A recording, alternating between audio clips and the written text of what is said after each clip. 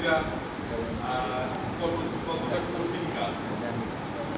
সহজ হয়ে যায় তখন সবাই মিলে যখন আসলে করা যায়, কিন্তু একজন পারফর্মার না আসলে একটা নাটকের রিহার্সেলে বোঝা যায় যে আসলে কতটা কষ্ট।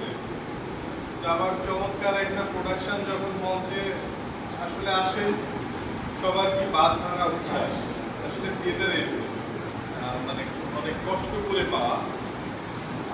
অন্যান্য সংগঠনও আসলে কষ্ট করেই করতে হয়, কিন্তু থিয়েটার একটু আলাদা। আমি এই জন্য বলবো যে থিয়েটার শেষ সার্কেল না করে কেউ আসলে যেতে পারে, তার আগে কারো ছুটি নেই।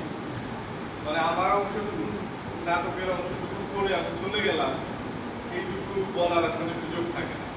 যেমন আমরা এই রবীন্দ্র জয়ন্তীর কথায় যদি বলি, প্রথম দিকে সবাই আছে, এক একজনের পারফরমেন্স হচ্ছে, আর পিছন দিয়ে আস্তে আস্তে সংখ্যা কমতেছে। মানে এই যে আমাদের নৃত্যের একজন ডিরেক্টর আছেন, উনিও বলবেন, উনি হয়তো বলবেন যে ছাত্রছাত্রীদের আসলে পরের দিন পরীক্ষা ছিল, মানে অনেক ধরনের কথা আসলে আসে। এটা সত্য, কিন্তু তারপরে আবার এটা সত্য থিয়েটারের ক্ষেত্রে যদি তারপরের দিনও তার পরীক্ষা থাকতো, সে শেষ সার্কেল না করে আসলে যেতে পারত। পার্থক্যটা এখানে।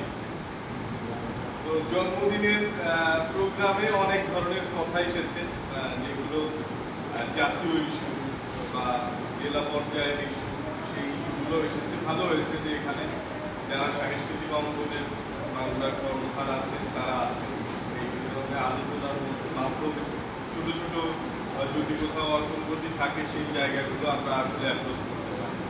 দর্শকের কথা বলা হয়েছে, দর্শকের জন্য আসলে দাওয়াত দেওয়া থেকে শুরু করে সব বিষয়ে প্রচেষ্টা আরো বাড়ানো উচিত। আবার দর্শকদেরও শ্রেণী তৈরি হওয়া উচিত। দর্শক তৈরি হতে হয়, দর্শক একদিনে তৈরি হয়। দর্শক তৈরি হতে হয় এই জন্য বলছি যে দর্শককে একটা লেভেল তৈরি করতে হয় যে এই অনুষ্ঠানে সে যাবে, এই ধরনের অনুষ্ঠানে সে দেখবে। আর কিছু কিছু দর্শক আছে যে ধুমধারাক্কা যে ধরনের অনুষ্ঠান সেগুলোতে তারা, আবার কিছু দর্শক আছে যারা সৃজনশীল চর্চা যেগুলো হয় শুধু ওগুলোতেই থাকে।